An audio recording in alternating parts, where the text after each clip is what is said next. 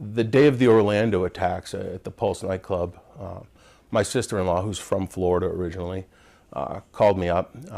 She had friends who had hung out there in years previously. And for the second time, she now lives in Boston. For the second time, she had been touched by terrorism directly. Where the Boston Marathon bombing, she had been proximate to it at the time the bombing took place. She wasn't actually affected by it, but it was just close to home. And then for her to see the second, then she called me up and she asked me, Rich, are you doing everything you can do? Do people really understand this? And I guess with a little bit of self-reflection and introspection, I recognize that I do have a unique vantage point from the positions I've occupied in the past and my skill baseline to go forward and hopefully provide for the public and really our policymakers and our politicians an alternative approach. So why are you coming forward now to talk about this, and why do you care? 2016, from the enemy's strategic vantage point, is a pivot year. What we've seen in San Bernardino and Orlando, just this morning, the statistics, in 2016, 1,200 people have been killed outside of Iraq and Syria by operations ISIS is conducting. We're going to continue to see the growth in their kinetic attacks.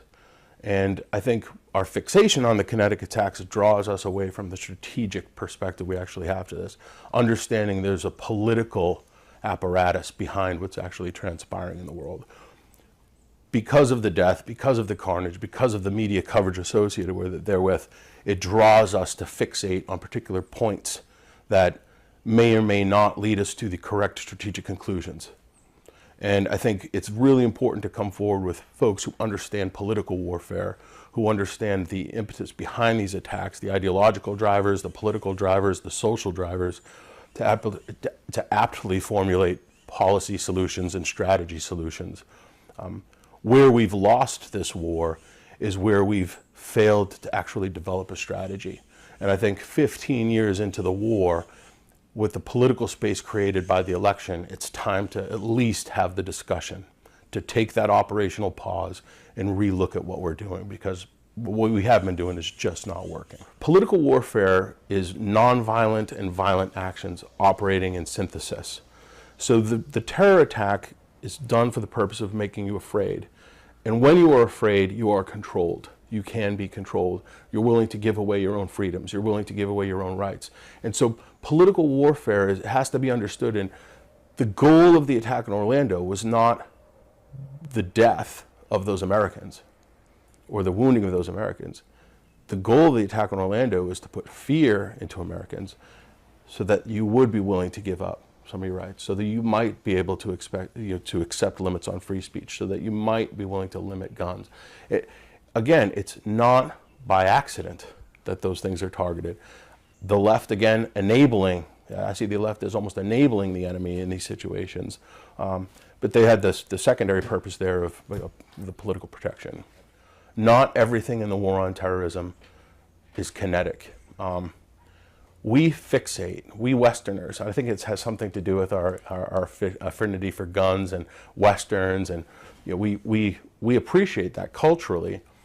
So when we think about the enemy in the war on terrorism, we think about the guy carrying the AK-47, or we thinking about the guy carrying the suicide bomber vest. We don't think about the subversive who is working at a school that is revising texts or curriculum informing future U.S. government leaders. And it's getting people to understand this threat at the ideological and political level that has been the greatest challenge, I believe, in the war. And your background? Army, explosive specialist. I think that prepared me a lot for understanding how the enemy thinks.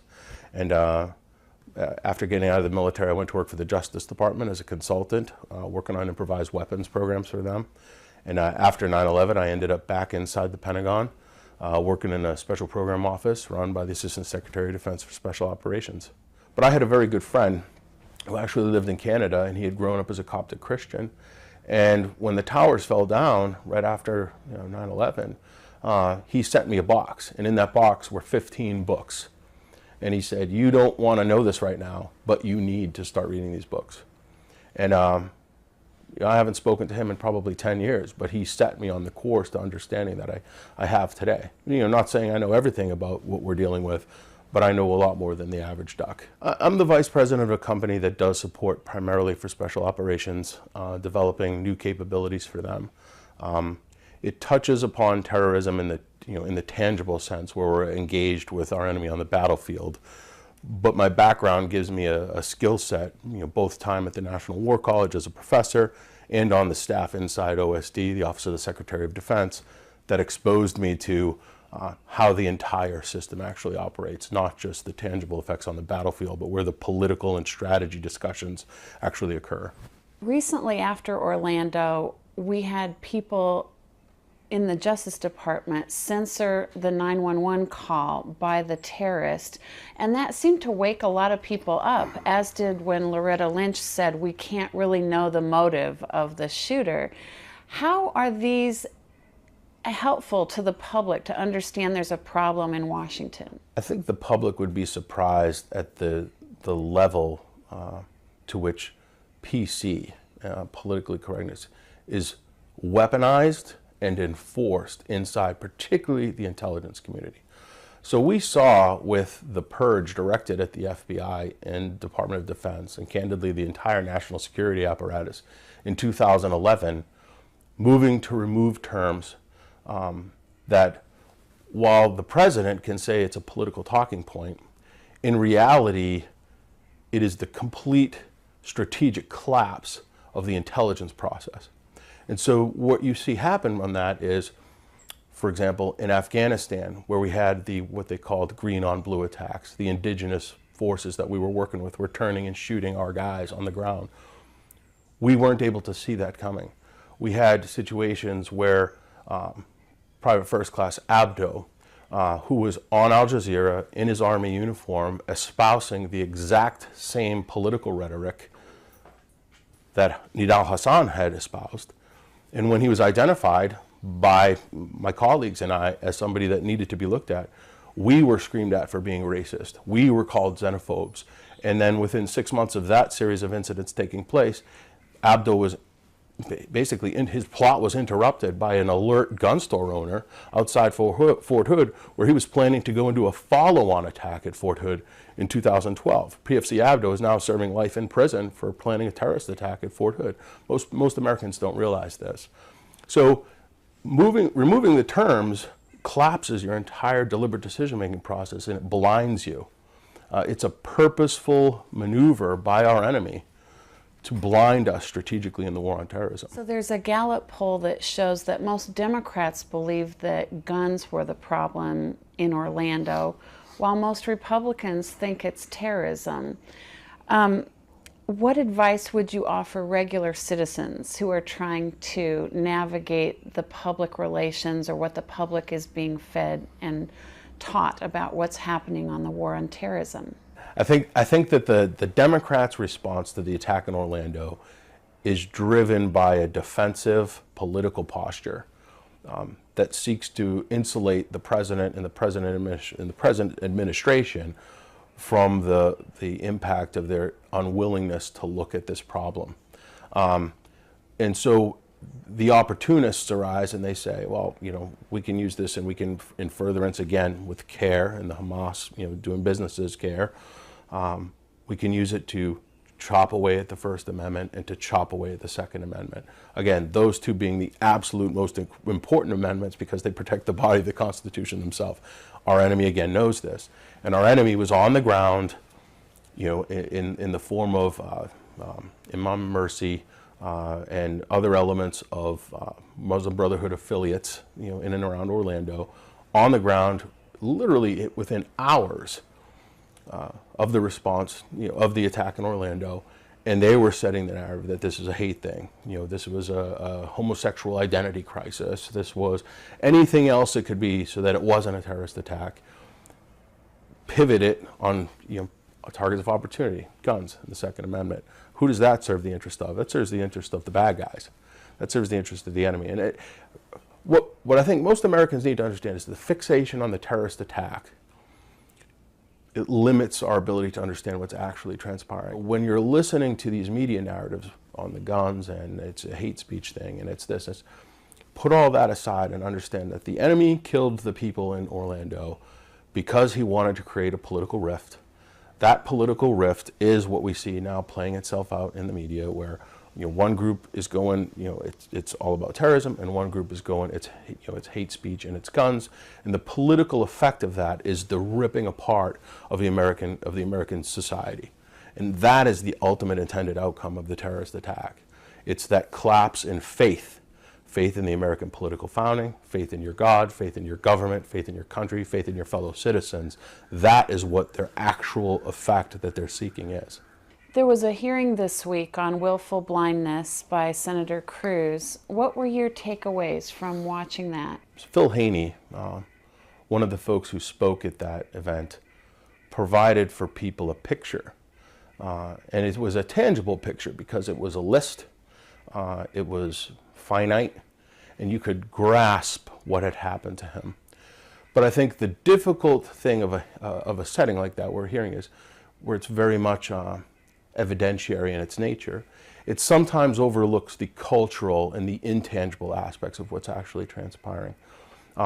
Senator Cruz is very brave for doing what he's doing. I applaud Senator Sessions and Senator Lee and the others that came forward and actually supported him through this. I would like to see hearings like that expanded to include the power of subpoena.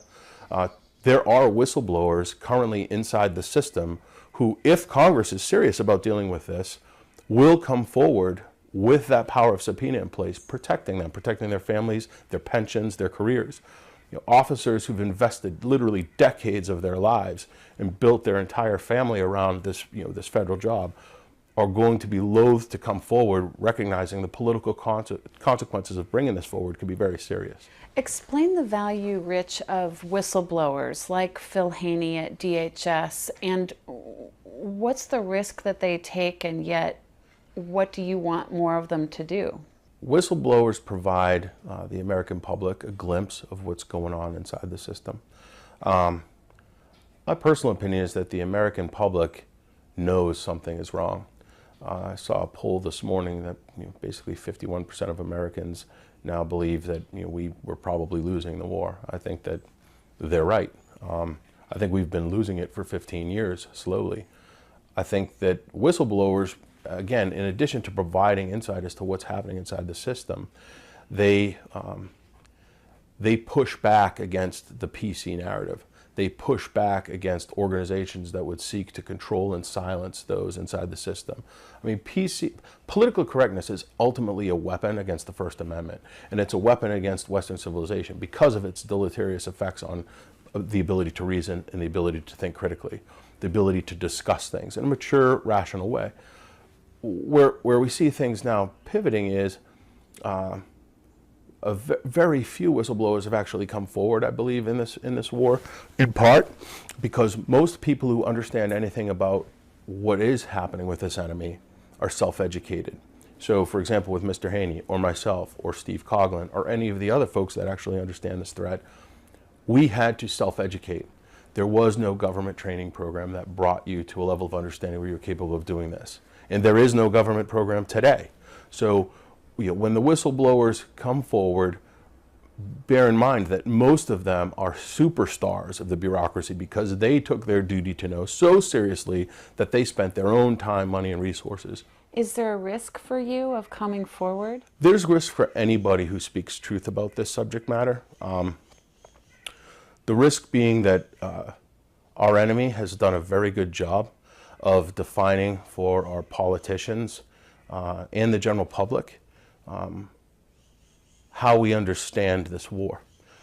It would be the equivalent of having, Nazi-aligned Germans in the United States explaining to us how to understand the Third Reich and understanding how subversion and the political warfare aspects of the actual battle are affecting us. So when we hear our generals saying, we don't have a strategy, when we hear our politicians say we can't tell if we're winning or losing, when we hear platitudes thrown out constantly, that is the intended outcome of a hostile information warfare campaign being put forward by the enemy. It's not just our own ignorance, although that contributes to it. It's selective ignorance fed and nourished by an enemy who wants to perpetuate the myth. Explain for Americans who don't realize that there's manipulation happening with narratives, and it conditions a political battlefield in a way that you've been trained to see more than most. For people that hear the term narrative, it's not a simple thing to grasp beyond the fact that repetition and purposeful statements, factual or counterfactual, meaning true or not true, have this ability to penetrate into a society and to shape societal thinking. And so what we see is, by our enemy in this war, a deliberate and I believe purposeful attempt to marry our perception of who they are with, I'll call them left-wing political narratives, terms like phobia. They know how to use terms that are common to Westerners to fulfill their objectives. So they put together a concept like, for example, Islamophobia. 15 years ago, we never heard the term Islamophobia. And we have to ask ourselves, where did that come from? And when you walk it back, you realize that Islamophobia is a term concocted by the generators of these narratives, oftentimes Muslim Brotherhood front organizations with groups like Council of American Islamic Relations or Muslim Public Affairs Council, who generate this term. But from their side, it's actually a weaponized version of what is in Islamic law, the law of slander, prohibiting any discussion of Islam that is critical of Islam. And so by doing this, you've collapsed our ability to do two things that are absolutely pivotal to Western civilization. Anybody who's spent time in the Middle East will recognize this. Critical thinking and reason do not exist in the Middle East as we understand them here. And the purpose of a term like Islamophobia is to enforce that Islamic law of slander on Westerners to shut down critical thinking and reason that would actually enable us to understand why the enemy fights, why Omar Mateen was drawn to shoot 100 people, 49 of whom passed, at a nightclub in Orlando, Florida. It really isn't that difficult to understand once you start looking under the hood. But if the guy's telling you, you can't open the latch, you'll never know what's wrong with your car. I think we saw very purposefully, immediately after 9/11, Muslim Brotherhood entities identified and provided to, for example, the Society of Professional Journalists. So when the Society of Professional Journalists have an incident happen, they have a little caller list that was provided to them, and the organizations that they were directed to, if an incident happens and you need to find somebody inside the Muslim community to talk to, everyone they spoke to was Muslim Brotherhood. We see that at the political level, where our congressional members and in the executive branch, our senior general officers, our senior executives, oftentimes, not always, but oftentimes the people that they are interfacing with are Muslim Brotherhood affiliated organizations.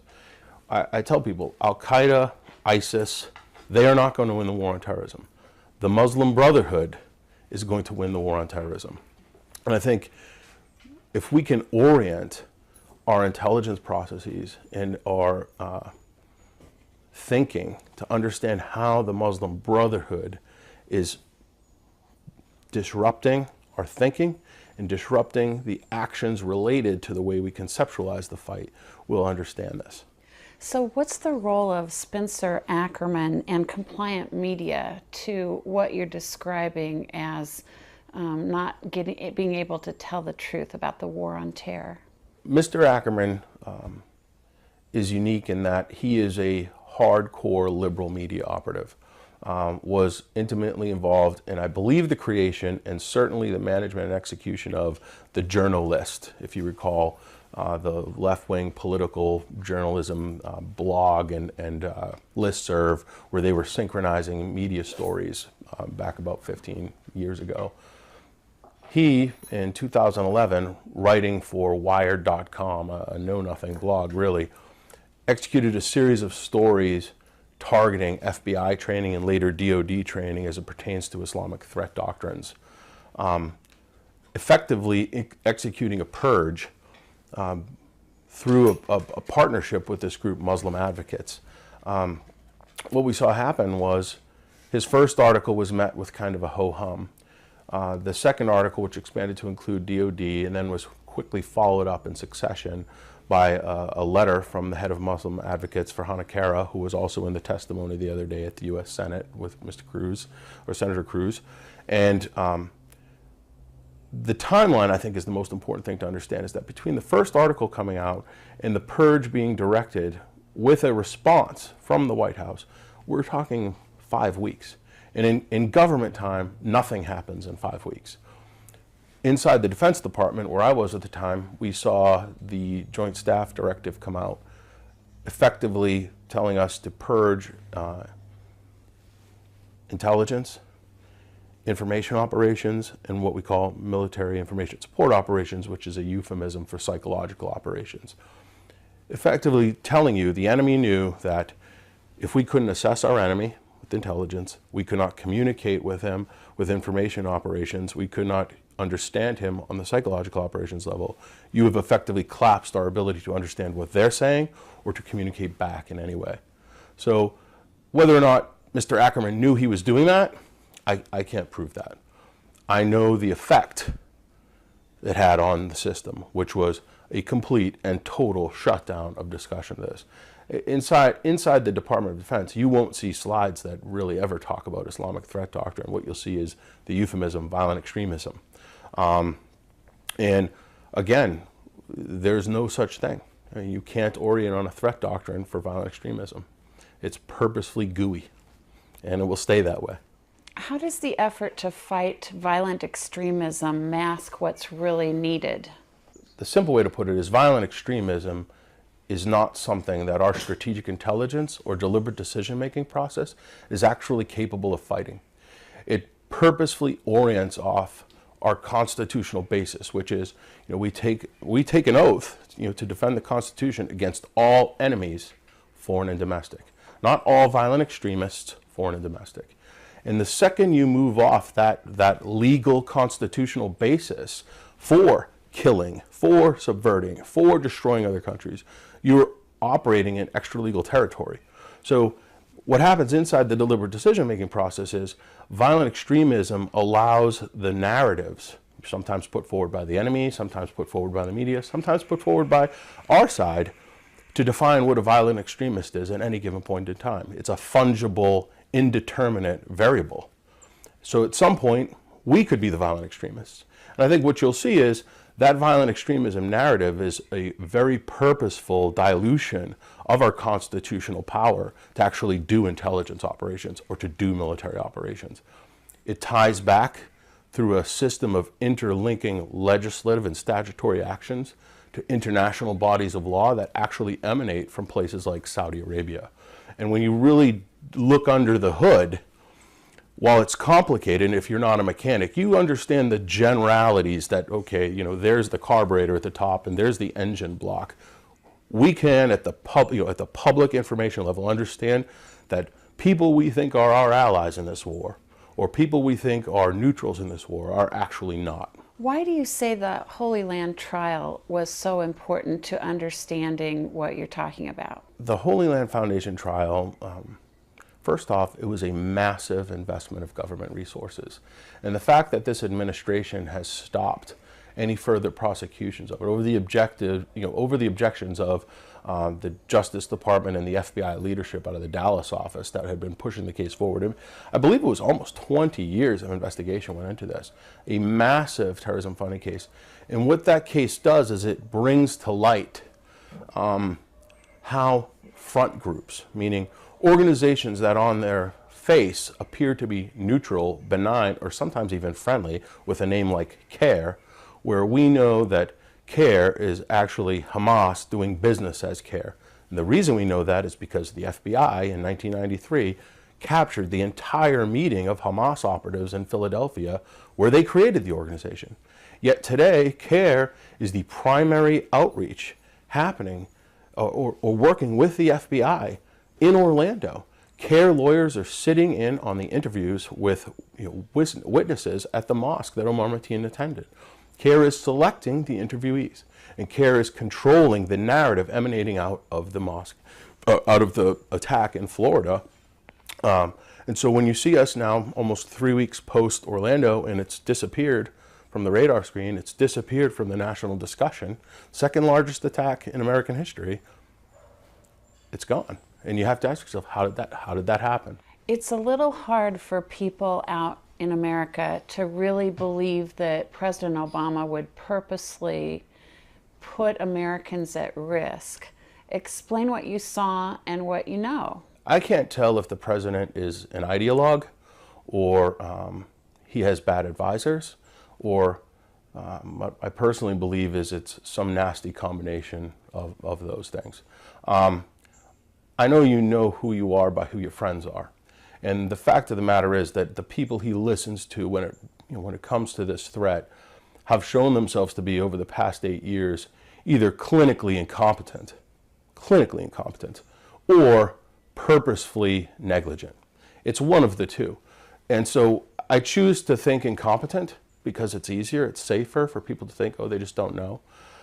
But when you see the alliance that took place with the Muslim Brotherhood, where we were working with an organization that is dedicated to the overthrow and destruction of Western civilization, including the United States, and their advisors are in and out of the White House, they're in and out of senior government agencies. Our National Security Advisor for Combating Terrorism is responding to these organizations and following their directions and requests. At some point you have to ask yourself, what is going on here? And I think that's why I'm forward at this time. Is all I want people to say to themselves is, when does it feel better if you're banging your head against the wall? When you stop. And that's really what I'm advocating right now, is an operational pause and a period of reflection to rethink this and think about alternative pathways forward, because we're at a really critical juncture right now.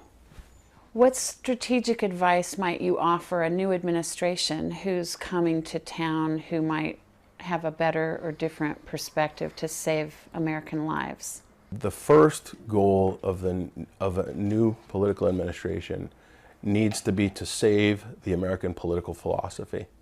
And that is what is actually under threat. Senior statesmen need to come forward. Guys like Senator Thune and Senator Sessions and Senator Cruz. These guys need to come forward now. We don't have time to wait.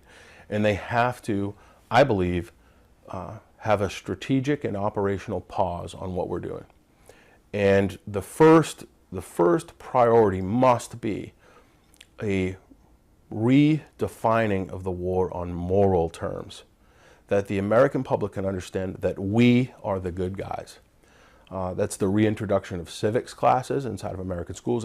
It's a comprehensive political warfare plan. That, coupled with an effort to remove the subversive elements that are operating domestically. We are not going to be effective overseas until we get healthy at home. And that is the most important thing a new administration can do. After we've cleansed ourselves of this distorted version of reality, then we can begin to formulate effective foreign and economic policy in relation to our overseas partners. For busy Americans, top books, websites, resources, heroes they should be watching and listening to. The number one thing Americans need to do is they need to go out and they need to buy 3 books. They need to buy Stephen Coughlin's book, Catastrophic Failure, which will walk you through in detail what actually transpired. And that's a hard book to read, and it's the type of book that you put on your nightstand and you read a little bit at a time because it's so full of information. The 2 other books that I recommend Americans read the first is Said Qutb's book, Milestones. It is the Mein Kampf of this war. The first time you read it, it won't make sense. You'll probably have to read it 2 or 3 times to actually begin to understand that their worldview is completely, they have a different date, they have a different calendar, it is a completely different worldview from ours. And then the third book is, and it's not often referenced, and I don't know why, but it's called The Methodology of Dawa Ilaha, which is a book written, I think, in 1989 published in Long Island, New York, and it is about how the Muslim Brotherhood plans to conduct their subversive operations inside the United States. And that book is where we are losing the war. It's the impact of that mission that has put us in the position that we're in today. I think it's really important that the American public understand that they are the solution to this. Their politicians will respond to them. And the American public has done, I think, an outstanding job of self-educating to a level of convenience. So they've watched programs, they've taken what the mainstream media has given them. And what I would like to do is to encourage them to take that additional step, to buy the book, to buy the podcast, to listen to the folks who've been inside the system. Hopefully, if Senator Cruz continues on his pathway, we will have more whistleblowers coming forward. Trust them, hear their stories, and support them. And the thing that's amazing to me is we hear charges leveled at Senator Cruz by the left this week that, oh, this is McCarthyism. The McCarthyism is being done by the Muslim Brotherhood. It is the Muslim Brotherhood with their liberal advocates who are creating purge lists, blacklist, shutting down discussion, shutting down debate, shutting down free speech, attacking the First Amendment, attacking the Second Amendment. That's McCarthyism. It is the tool of the left and the Muslim Brotherhood. As somebody who's a lover of the American political philosophy, we are seen as the enemy by them. And it's time for us to stand up and to fight back.